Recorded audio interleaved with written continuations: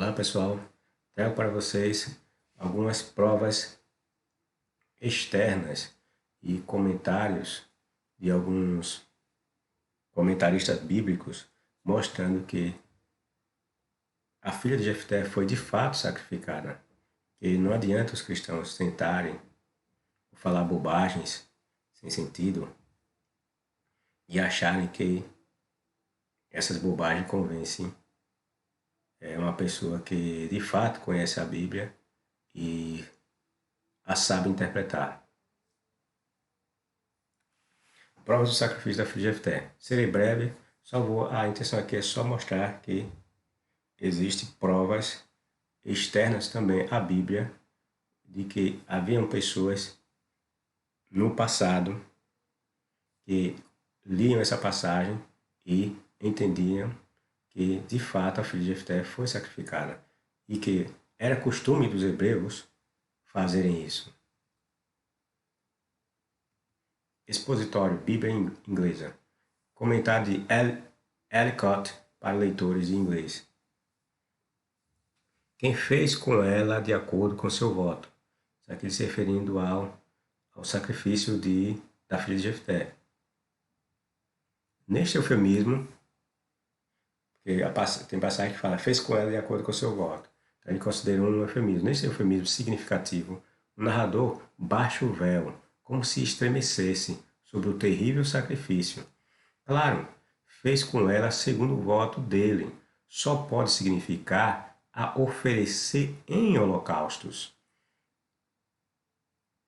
Juízes 11:31. Alguns, diz Lutero, aqui são as palavras de Lutero, o protestante que os protestantes de hoje tanto idolatram, diz que ele era um homem de Deus, um homem inspirado, foi ele, né, que deu e abriu espaço para o protestantismo. Se não fosse ele, não ter o protestantismo não surgiria. Até hoje estaremos sobre as ordenanças tão somente da Igreja Católica.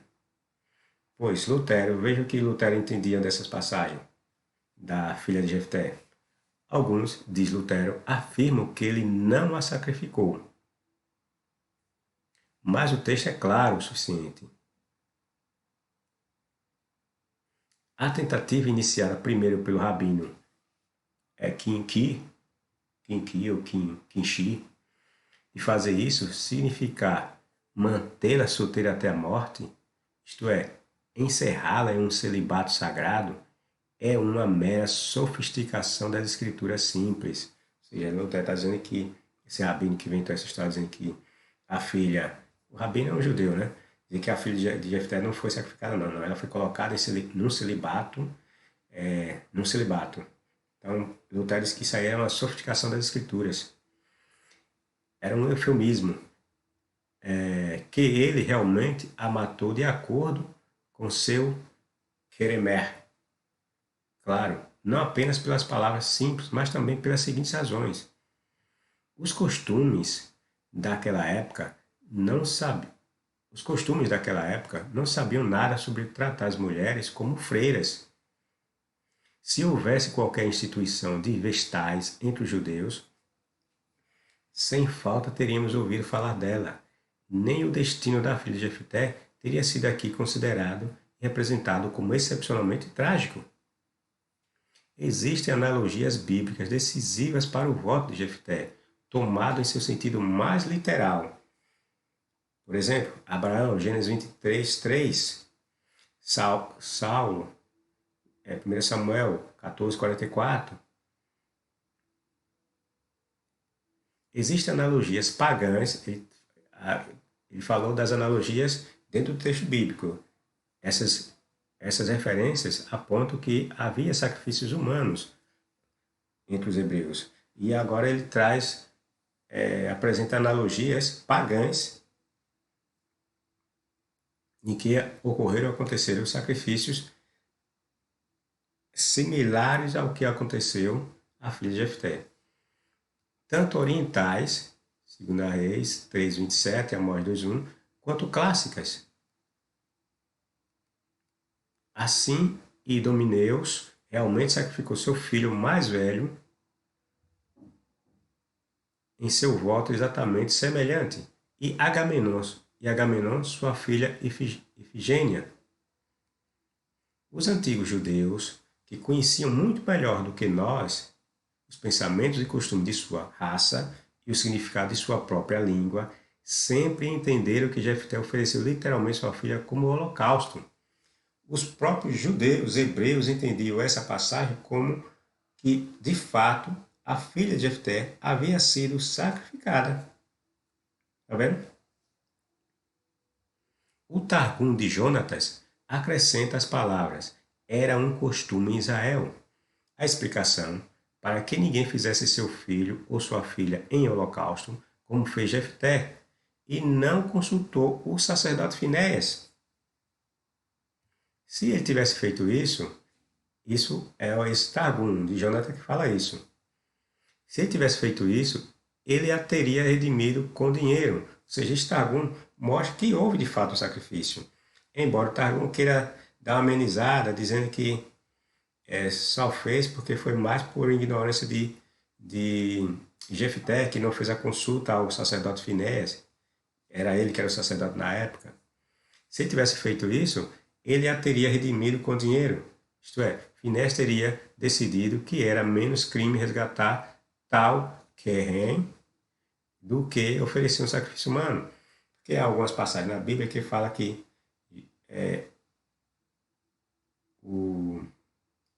se fosse para ser ofertado uma pessoa, a pessoa era obrigatório que a pessoa fosse resgatada. Ou seja, tem que pagar, tem que trocar a vítima humana por um outro sacrifício. Era o resgate, se pagava, né? É curioso descobrir que outra lenda, Haggadah, conecta Finéias a este evento de uma menina muito diferente. Diz que Finéias sancionou e até realizou o sacrifício. Veja, uma lenda entre os judeus, de que esse sacerdote de fato havia sancionado, ou seja, aprovou, não pode oferecer a criança, a menino, a virgem, em sacrifício. E foi ele mesmo que realizou o sacrifício. E que por isso mesmo foi superado pela indignação dos israelitas, que é a razão que eles oferecem para o fato de que Eli era da casa, não de Finehas, mas de Itamar. Esse aqui deve ser de Finéias, aqui deve ter sido um erro. Deve ser de Finéias aqui, mas de Itamar. Da mesma forma, Idomeneu, após sacrificar seu filho mais velho, é punido pelos deuses. Isso aqui é uma lenda pagã, né? E esse personagem aqui ofereceu seu filho aos deuses com a peste e pelos seus cidadãos com o exílio. José, escritor judeu, que os cristãos adoram pegar aquelas passagens lá de que supostamente teria mencionado Cristo, né, que Jesus não era um homem, se é que poderiam chamar ele de homem. E gosto tanto de exaltar o escritor, historiador judeu Joséfo, concorda com essas autoridades judaicas e diz que Jefté ofereceu sua filha em holocausto, Juízes 11:31. E o mesmo acontece com o rabino Tanhum, ou Tanchum, deve ser Tanhum. A opinião era indiscutível até 1000 anos depois de Cristo, quando o rabino Kinki inventou a hipótese plausível que agradou a tantos comentaristas que carregam suas próprias noções para a Bíblia pronta. Ou seja, essa ideia de inventar de que a filha de Jefté não morreu não, ela foi levada para o santuário, para o templo, ou para o templo não, desculpa, para o tabernáculo para prestar serviço. Essa historinha, essa desculpa, esse argumento foi inventado por esse judeu aqui, ó, 1000 anos depois. Ó. A opinião era indiscutível até 1000 anos depois de Cristo. Ou seja, 1000 anos depois, dentro da nossa era comum, quando o rabino Kinki inventou a hipótese plausível que agradou a tantos comentaristas que carregam suas. Foi ele que inventou essa história. Suas próprias noções para a Bíblia pronta. E então as encontram lá. Ewald se contenta em dizer que esta noção moderna, tímida, não precisa de refutação. É notável que encontramos um voto semelhante até o VI século depois de Cristo. Abd al-Muttalib, avô de Maomé, jura matar seu filho, Abd Allah, se Deus lhe der 10 filhos.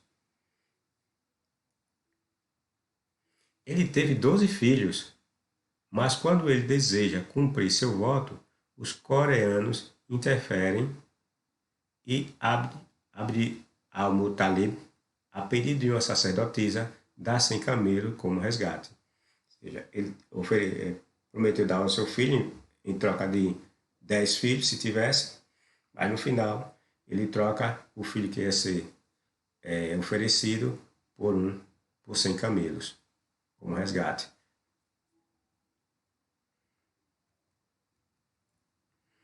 Era um costume ou ordenança, ou seja, para lamentar a filha de Jefté. Provavelmente o costume era apenas local, pois não encontramos nenhuma outra alusão a ele. Esse é o comentário que mostra claramente que a filha de Jefté foi de fato sacrificada.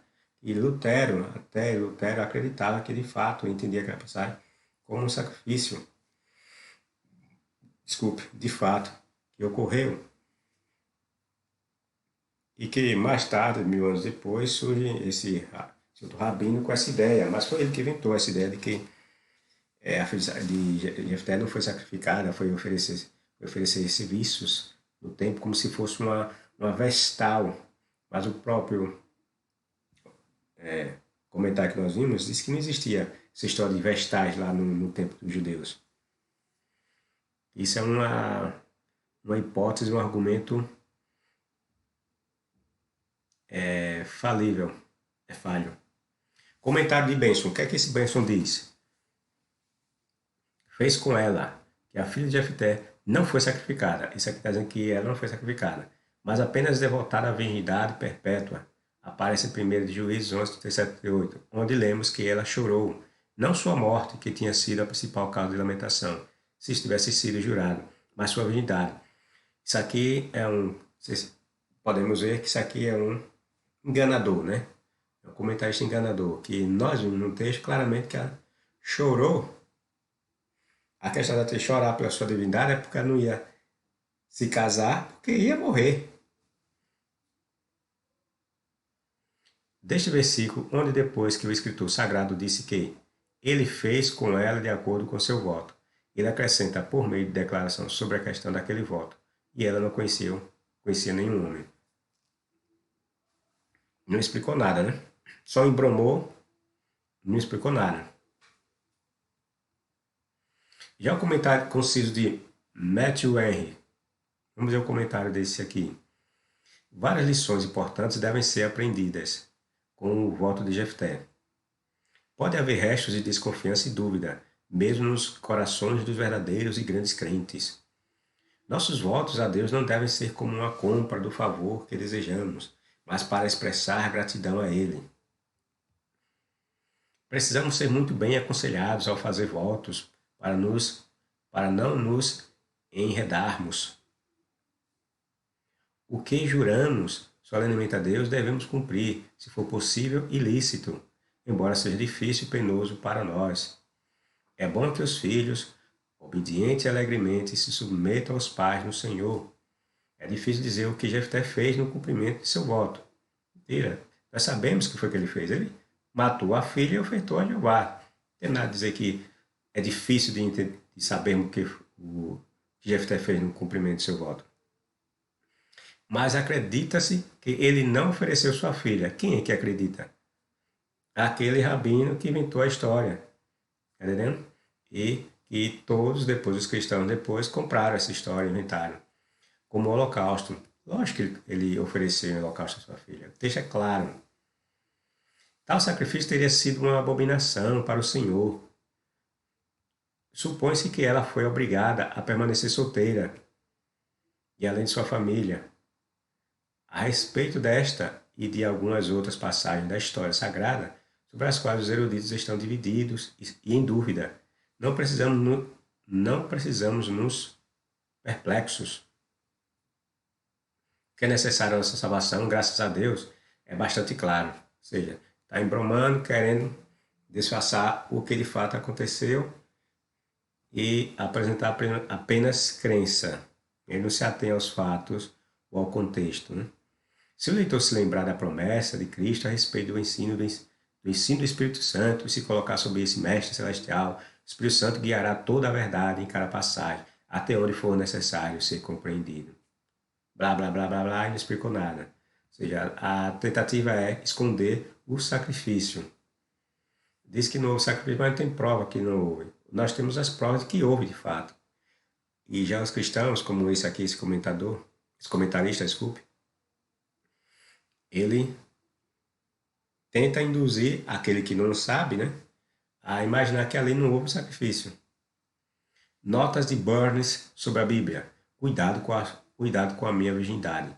Tornar-se esposa e mãe era o fim da existência para uma donzela. Israelita, de fato. A morte prematura da filha de Jefté estava prestes a frustrar esse fim. Esse aqui quer dar a entender que, na verdade, o desespero todo é porque a menina não ia poder ter filhos e gerar uma família. A embromação, né?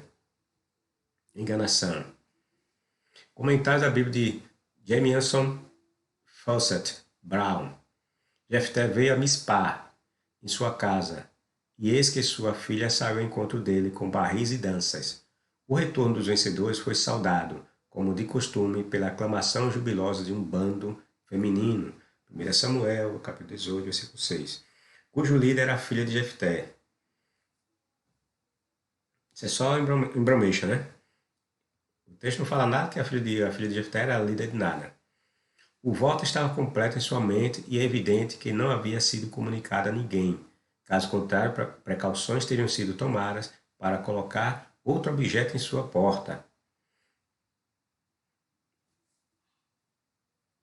Colocar outro objeto em sua porta. Não era um objeto, era alguém. Eles falam que foi alguém. Um objeto não sai dentro de casa e vai ao encontro de outra pessoa. Para ter tomado precaução para colocar outro objeto. O grito e outros acampamentos de dor irreprimível parecem indicar que a sua vida seria perdida em sacrifício.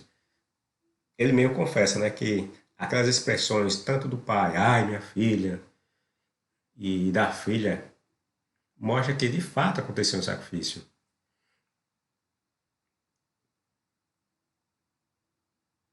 A natureza do sacrifício, que era abominável para o caráter de Deus, mentira. O sacrifício nunca foi abominável para esse Deus. Se sacrifícios fossem abomináveis para ele, ele não ia mandar ou pedir que seus hebreus matassem crianças de peito. Tem coisa pior do que isso? Mandar matar crianças ao fio de espadas? Ele não ia mandar os hebreus estuprarem mulheres. Ele não ia mandar que os persas, que os medos e persas, estuprassem as mulheres dos babilônios e que matassem ao fio de espadas as crianças dos babilônios. E depois, um Deus que abominava, que tinha como caráter abominar sacrifícios humanos, também não ia fazer ou profetizar que seus servos, seu povo, sobretudo os habitantes da cidade de Jerusalém, teriam seus filhos mortos ao fio de espada e suas mulheres estupradas. Entendeu? Essa não é a atitude de um Deus que tem um caráter que impõe que ele abomine sacrifícios humanos. Pelo contrário. E a distância do tabernáculo não bastam para mudar esta visão, que a linguagem e toda a extensão da narrativa claramente sustentam. Blá, blá, blá, blá, né? Comentários de Matthew Poole. O que Jefté jurou e realizou a respeito de sua filha? Resposta. Muitos, especialmente os escritores modernos, concebem que a filha de Jefté não foi sacrificada, mas apenas devotada à virgindade perpétua, que então era considerada uma grande maldição e reprovação. Isto eles reúnem em Juízes 11, 37 e 38, onde lemos que ela lamentou não sua morte, que tinha sido a principal causa de lamentação. Se isso tivesse sido jurado, mas sua virgindade, mentira, nós vimos que não tem nada a ver. Vimos quais foram os verdadeiros motivos de desespero e lamúria, tanto do pai quanto da filha. Juízes 11, 39, onde depois de ter dito o que fez com ela de acordo com seu voto, ele acrescenta por meio de declaração da matéria desse voto, e ela não conhecia homem algum. Mas para o primeiro, pode haver um motivo justo dado, que ela não poderia lamentar com honra sua morte, que ela tão generosa e alegremente aceitou, porque foi acompanhada e ocasionada pelo bem público e a honra de seu pai e felicidade. Babaquice, né? Juízes 11, 36. E foi uma espécie de martírio, e além disso, um ato de religião, um pagamento de um voto que deve ser feito com alegria, mas apenas lamentou a circunstância de sua morte, que foi de algum tipo maldito e opróbrio. Ela não tendo marido para tirar o opróbrio enquanto falam. Isaías 4:1. Conversa furada, né? E não deixando posteridade para o conforto de seu pai, o aumento do povo de Deus. E para o segundo, aquela cláusula ela não conhecia nenhum homem. É claramente distinta da execução de seu voto, que é aqui mencionado antes. E isso é adicionado, não como uma explicação do voto,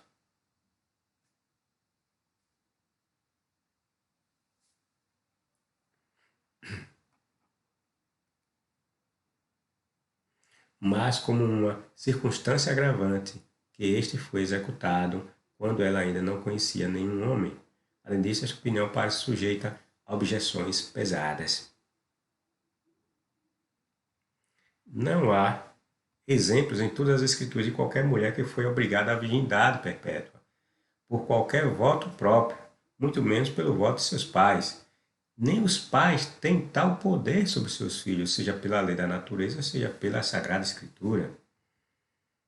As palavras expressas do voto de Juízes 11:31 não menciona nada de sua virgindade, mas apenas que ela deve certamente ser do Senhor, ou seja, devotada ao serviço do Senhor, que pode ser em qualquer obrigação, que pode ser sem qualquer obrigação de virgindade perpétua, até mesmo para Samuel, que era tão totalmente devotada ao Senhor por seus pais quanto ela poderia ser. Aqui se tenta relacionar o caso de Samuel com o caso da filha de Jefté, que não tem nada a ver.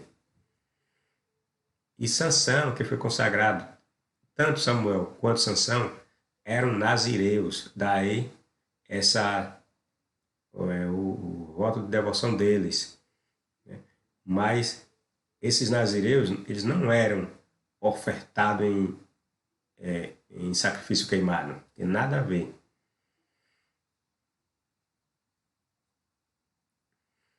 É só embromação de crente querendo enganar o povo. E Sansão, que foi consagrado não apenas por seus pais, mas pelo próprio Deus, e isso no mais alto grau, para ser um nazireu perpétuo. Lógico. Nazireu não tem nada a ver com sacrifício queimado.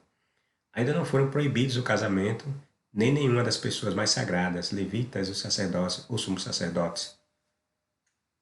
Embora fossem do Senhor de uma maneira singular, eram obrigados à virgindade perpétua. Mentira. Levitas não eram obrigados a ficarem virgem. Os nazireus também não eram. Tanto que Samuel, que era nazireu, tinha filhos, portanto era casado, tinha mulheres. Sansão era nazireu, casou com a cananeia, pediu a seus pais que arranjassem uma mulher cananeia para casar. Depois, Sansão achou pouco, foi atrás de prostitutas, e tudo com o apoio de Jeová e sobre o Espírito de Jeová, e o Espírito de Jeová sobre ele. Passou a noite inteira com uma prostituta, depois arranjou Dalila, né, uma cananeia novamente, e tudo indica que era também uma prostituta, tanto que ela recebeu pagamento para seduzir Sansão dos filisteus. Ou seja, não tinha nada de proibição de casamento entre os nazireus, a ideia aqui é ele quer dizer que a filha de Jefté foi por um tipo de um celibato, assim como os nazireus tinham esse celibato, só que nazireu nenhum era celibatário. Mentira.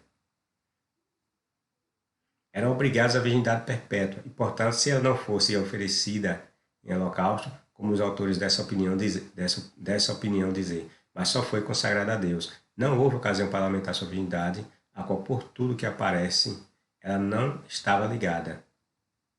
Se isso fosse tudo, não havia motivo suficiente para que um homem tão sábio e valente como Jefté, um hebreu ignorante que ofereceu sua filha em sacrifício a uma divindade, é um homem sábio. Só na cabeça de crente, né? Cristão, né? Para extrair sabedoria no meio de relatos grotescos como esses. Como Jefté lamentasse tão amarga e apaixonadamente sobre si mesmo ou sua filha. E, portanto, pode parecer mais provável que Jefté realmente sacrificou sua filha. Aí confessa. Pode parecer mais provável que Jefté realmente sacrificou sua filha. Não, não é provavelmente não. Ele sacrificou. Na lenda ele sacrificou a filha. Realmente sacrificou sua filha, conforme jurou fazer. Que era a opinião de José, foi. Como nós aqui se traz que era a opinião de José, que Jefté ofertou a filha em sacrifício, como nós tínhamos visto anteriormente lá no comentário de Eliot.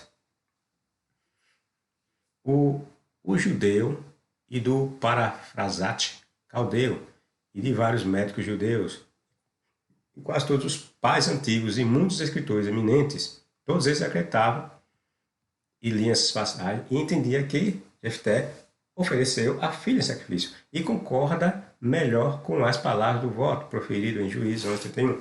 Tudo que sair das portas de minha casa para me encontrar, certamente será do Senhor, e eu o oferecerei em holocausto. Nem há uma palavra em todos os versículos seguintes que nega que ela foi assim oferecida. Apenas a execução do voto é proferida em termos mais ambíguos e gerais.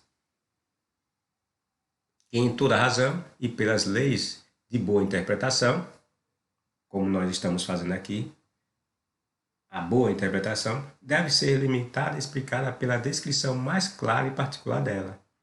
É verdade, essas palavras podem parecer passíveis de outra interpretação. Não, a interpretação é única. A partícula conjuntiva "e" pode ser aqui colocada como disjuntiva ou, como frequentemente é, como em Êxodo 21:16, 17 tal, Samuel 2:19. E então o significado é que o que eu encontrar pela primeira vez certamente será do Senhor, ou eu oferecerei como holocausto. Há um embromation aqui, né? Ele querendo colocar uma coisa alternativa. Entendeu? Dizendo que o texto pode também significar isso. Que Jefté diz que certamente será do Senhor, ou o oferecerei como holocausto, uma coisa ou outra. Ou seja, não foram as duas coisas que teriam acontecido. Ele encontrar essa pessoa e oferecer sacrifício. Era uma coisa ou outra.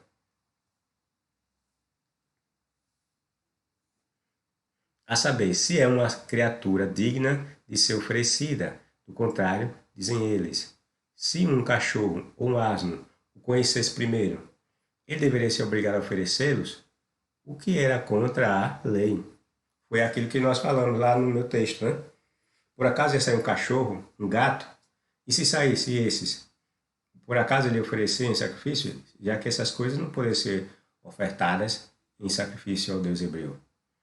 Mas é suficientemente evidente que ele fala de uma pessoa humana. desde a própria frase de surgimento, para encontrá-la em seu entorno. Foi o que nós comentamos. Nenhum um animal ia ficar, sai de dentro de sua casa, da casa de uma pessoa, e ir ao encontro de uma pessoa.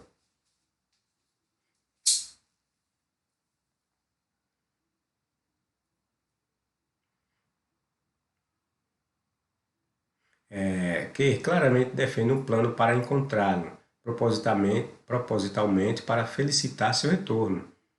Esta frase de ir ao encontro de uma pessoa, que vem sendo muito frequentemente usada nas Escrituras, e constantemente de uma pessoa se encontrando com outra, como em Gênesis 14:17, Gênesis 17:2, 24:17, etc. E nunca de qualquer criatura bruta. E embora, e às vezes seja colocado para e às vezes seja colocado para ou, ainda assim não deve ser usado sem necessidade, que parece não ser neste lugar. Nem é muito apropriado distinguir duas sentenças desta maneira. Você está dizendo que fazer essa distinção de uma coisa ou outra, e nesse caso não tem cabimento, onde uma é mais geral e a outra sendo mais especial, já compreendida dentro dela. O que é o caso aqui, pois certamente será do Senhor, é o general, na verdade quer dizer, é o geral. E se oferecido em holocausto, é o particular, ou a maneira como deveria ser do Senhor. Por assim dizer, este é um homem ou é meu servo John.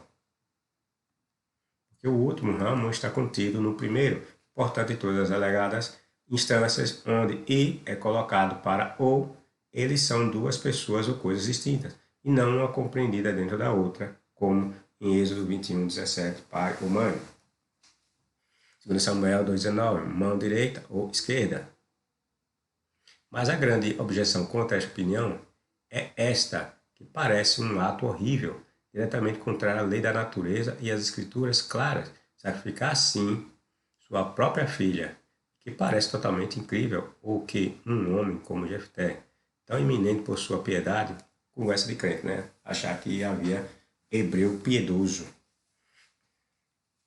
Os hebreus eram tão criminosos quanto os cananeus. Nenhum nem outro era melhor que o outro. Eram todos iguais. Sabedoria, zelo e fé. Faça um voto tão bárbaro, ou persiga por mais de 2 meses. Esse comentário está achando que era um absurdo, né? Um homem tão piedoso, tão de sabedoria, de zelo, de fé, fazer uma coisa tão bárbara, ou perseguisse esse voto por 2 meses, né? Já que a filha ficou por 2 meses afastada.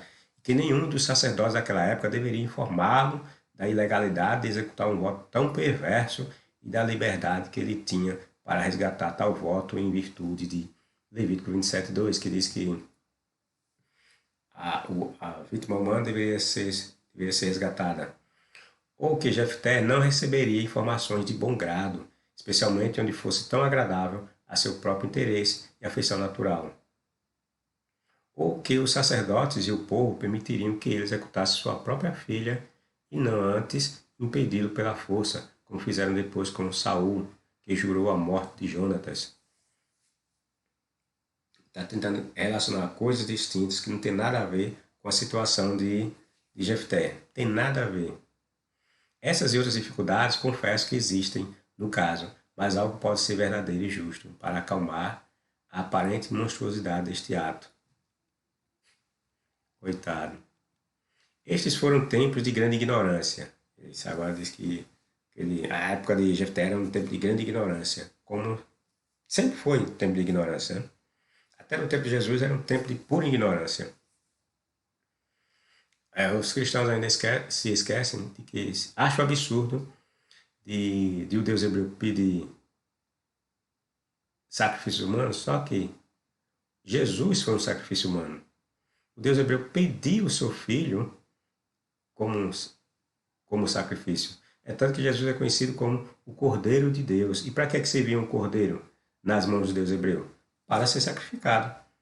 E Jesus morreu tal qual prefiguração de um cordeiro da época primitiva dos hebreus, que ofertavam cordeiros para aplacar a ira do Deus hebreu. Então, dizer que Jeová não aceitava o sacrifício humano é a maior mentira, porque até na crença cristã é dito que Jesus foi morto como um sacrifício. E Jesus não era um bicho, Jesus era humano. E quem foi que esse sacrifício que Jesus deu sua vida como sacrifício foi dado para quem? Foi dado para o diabo? Não, foi dado por Deus hebreu que aceitou. E era ele que estava em fúria para conosco. Era ele, era o pecado que nos afastava do Deus hebreu. E com a morte de Jesus, fez essa aproximação entre a divindade Jeová e os humanos. Então é conversa furada essa história de dizer que o Deus hebreu não aceitava sacrifícios humanos. Até nisso, a crença cristã falha.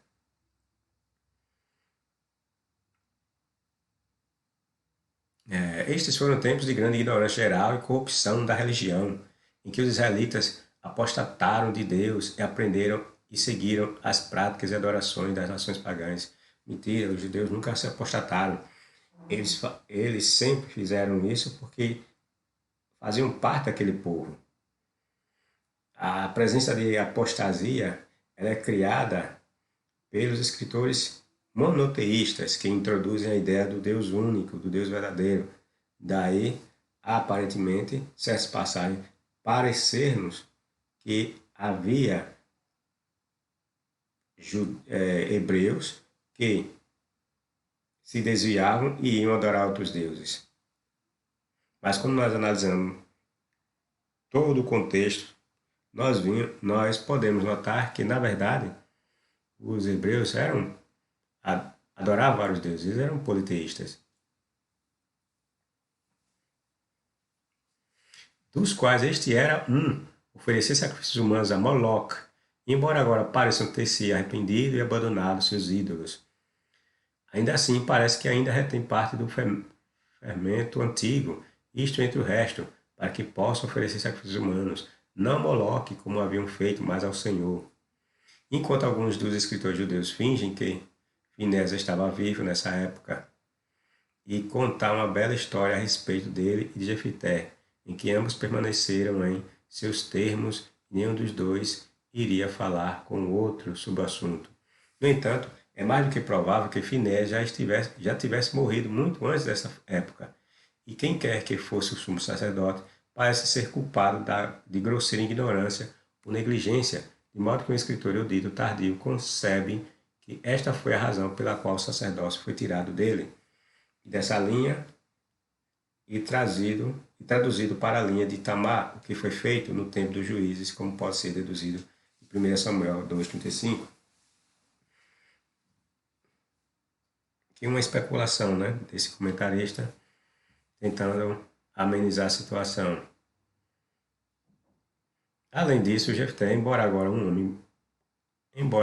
homem bom, pode parecer ter sido apenas uma educação rude e bárbara, tendo sido banido da casa de seu pai e forçado a vagar e dispor-se nas últimas fronteiras da terra de Gileade. Além do Jordão, há uma grande distância do local de culto e instrução.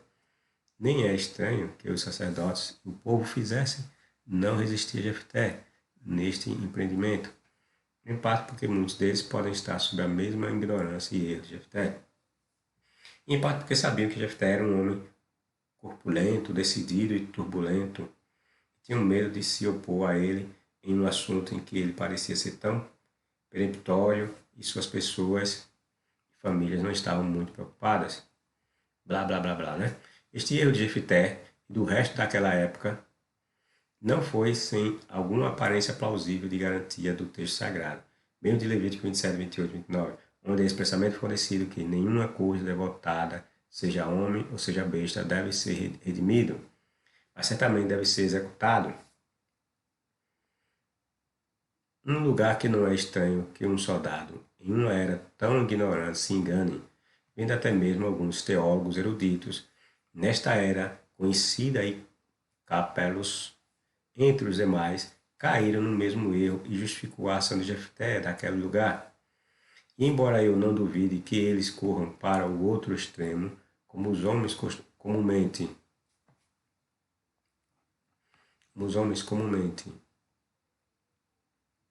fazem, sendo essas palavras para serem entendidas de outra forma do que elas assumem, das quais veja minhas notas sobre aquele lugar. Ainda deve ser concedido que o lugar deu a Jefté um pretexto muito colorido para a ação.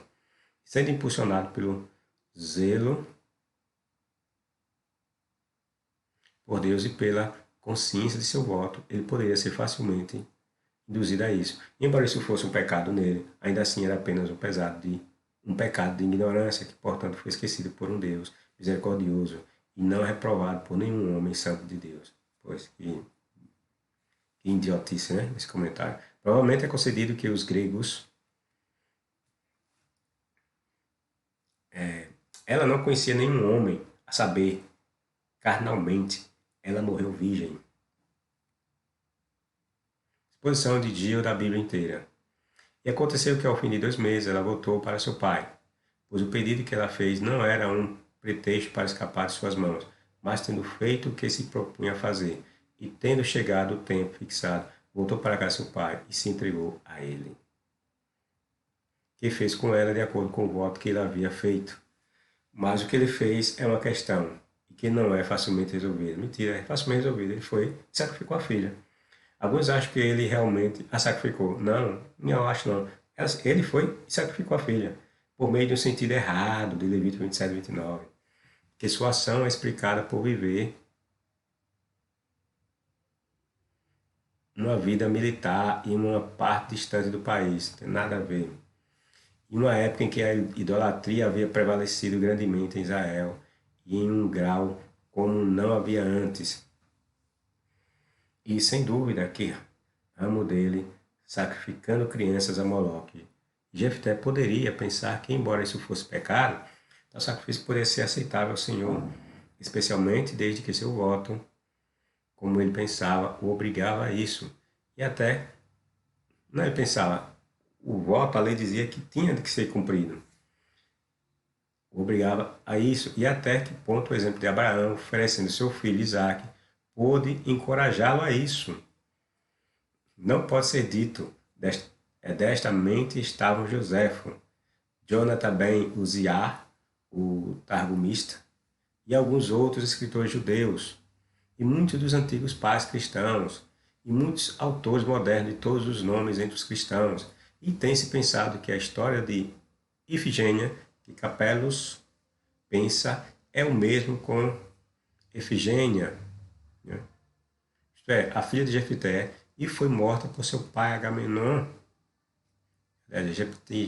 Jeptigênia, né? Isto é, a filha de Jefté, e foi morta por seu pai Agamenon, tendo várias circunstâncias semelhantes a esta. É tirado daqui, e há muitos casos como este relacionado, de Idomneu, um ex, aqui esse comentário é similar ao que nós vimos anteriormente, o primeiro que nós vimos, né? É que havia vários cristãos, vários judeus que acreditavam, ou que entendiam essas passagens, a passagem de Jefté, que de fato ele sacrificou a filha em holocausto. E que havia tanto referências, tanto entre pagãos como os gregos, e dentro do próprio texto bíblico apontavam referências de sacrifícios humanos, como a de Abraão, né?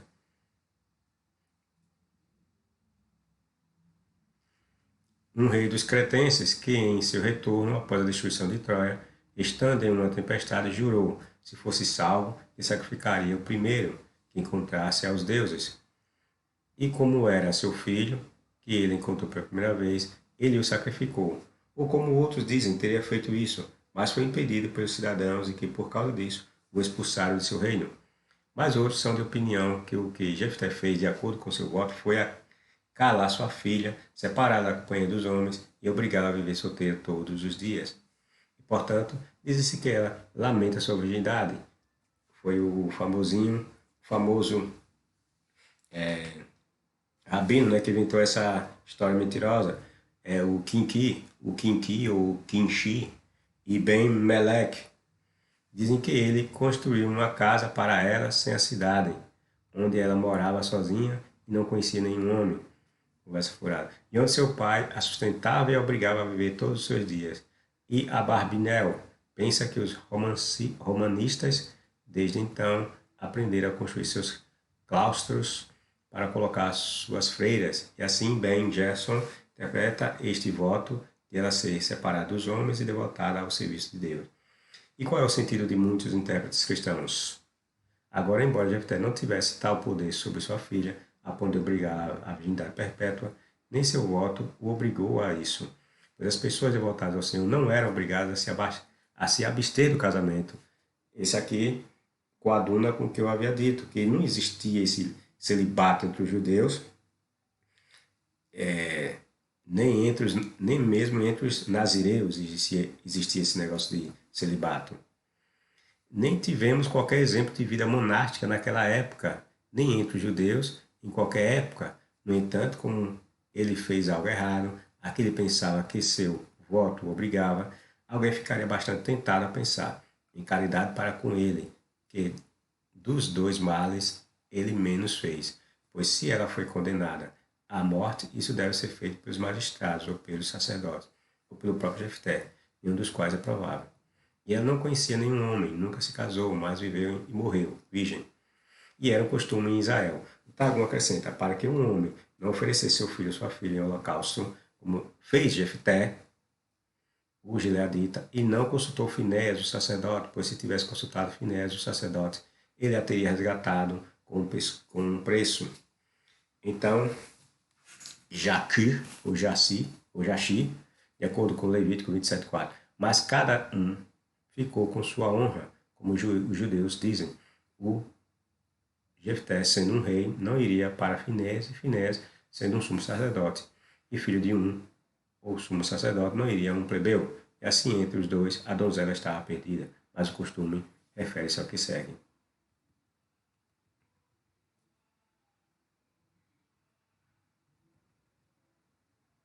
Bíblia de Estudo de Genebra. E aconteceu o quê? Ao cabo de 2 meses, ele voltou a seu pai, que fez com ela o voto que tinha feito, e ela não conhecer homem, e era um costume em Israel. Egético Idiomas Originais, Cambridge Bible para escolas e faculdades, que fez com ela de acordo com seu voto. A linguagem é marcada por uma boa reserva, mas o sentido claro disso é que Jefté ofereceu o sacrifício trágico. A interpretação judaica primitiva entendia que isso significava Taum, Tanit, onde o sacrifício é comparado com o de Isaac, do filho de Mesa, o rei Mesa, né? Midrash, Bereshit, Ha. A mesma opinião foi adotada pelos padres cristãos e escritores da igreja, por exemplo, Santo Agostinho, em Ópera, Santo Ambrósio, São Crisóstomo, na Idade Média. No entanto, o significado natural das palavras foi explicado primeiro pelos comentaristas judeus, por exemplo, por Kim, o desdobreiro, né? Ele fez uma casa para ela e a trouxe para dentro, e ela foi separada da humanidade e dos caminhos do mundo, e seguindo-os por intérpretes cristãos. Depois desse Kim que inventar essa mentirada, aí os cristãos começaram a repetir essa mesma informação, né? De que a filha de Jefté não foi sacrificada, mas foi colocada como que num convento, isolada, para que não tivesse vida conjugal com o homem e constituísse família. Foi sugerido que Jefté dedicou a donzela a Jeová como uma virgem sacerdotisa ou vestal no santuário local. Tudo mentira, né? Que alega o caso de um pai que dedica um devoto a um deus. E ela não tinha conhecido o homem, sendo virgem, para o idioma hebreu. Ver Driver Tempos. O sacrifício, portanto, foi ainda maior. A raça de seu pai morreu com ela. A raça do pai dela já estava morta, porque ele não tinha filho. Como eu falei no texto, Quem marcava a descendência era o homem e não a mulher. Se ela era filha única, então qualquer homem que ela tivesse, a filha de Jefté, se casasse, não seria considerado descendente de Jefté, seria descendente do marido que ela tivesse, que era o homem que marcava a descendência, não era a mulher. A descendência de Jefté, se a filha de Jefté era única, já estava decretada seu fim. E sua filha não ia dar continuidade à sua descendência. A filha dele ia dar continuidade à descendência do marido que ela tivesse. Portanto, essa argumentação é furada. Da mesma forma, nos primeiros mitos gregos, a vítima humana quase sempre é virgem. Veja Murray, Rise of the Greek Epic. Ou seja, muitos comentaristas dão a entender que esse relato de Jefté é nada mais é que um plágio que os judeus copiaram lá dos gregos. Fizeram uma adaptação. Comentário do púlpito, versículo 39. Quem fez com ela de acordo com o seu voto? Nada pode ser mais expresso do que esta afirmação. Na verdade, exceto o horror natural que sentimos em um sacrifício humano, mentira, você não sente. Cristão nenhum sente horror ao sacrifício humano, tanto que aceita Jesus como um sacrifício. Não há nada para lançar a menor sombra de dúvida sobre o fato de que a filha de Jefté foi oferecida como holocausto, de acordo com as noções pagãs, mas como diz Joséfo, nem conforme a lei, nem aceitavelmente a Deus. Mentira, não que foi aceitável a Deus. Seu Deus não discriminou nada, seu Deus deu a vitória a ele. Como é que ele rejeitou o sacrifício? A maioria dos primeiros comentadores judeus e todos os padres cristãos, por 10 ou 11 séculos, Orígenes, Crisóstomo, Teodoreto, Jerônimo, Agostinho, etc., sustentaram essa opinião. Qual a opinião? De que a filha de Jefté foi sacrificada. O comentário de Lutero, como nós já vimos também lá inicialmente, Lutero também afirmou que a filha de Jefté foi sacrificada. Alguns afirmam que ele não a sacrificou, mas o texto é absolutamente claro. Ela sabia. Em vez disso, ela sabia. Comentário bíblico de Keil A. Delitzsch sobre o Antigo Testamento. Depois de procurar garantir a ajuda do Senhor, por meio desse voto, ela foi contra os amonitas para lutar contra eles. E o Senhor os entregou em suas mãos, de modo que Jefté os feriu em uma grande matança de Aró até a vizinhança de até que você volte, em Gênesis 10, 19. Qual dos dois é referido aqui permanece incerto, já que não temos detalhe preciso sobre a batalha. Se se referisse ao norte de Abela, Jefté teria perseguido o inimigo primeiro em direção ao sul até a vizinhança de Hesbon, depois ao norte até a fronteira de Bazã. Por meio de sua vitória, os amonitas foram completamente subjugados perante os israelitas. É isso aí, pessoal. Dê seu like, seu dislike, comente, divulgue o canal e até a próxima.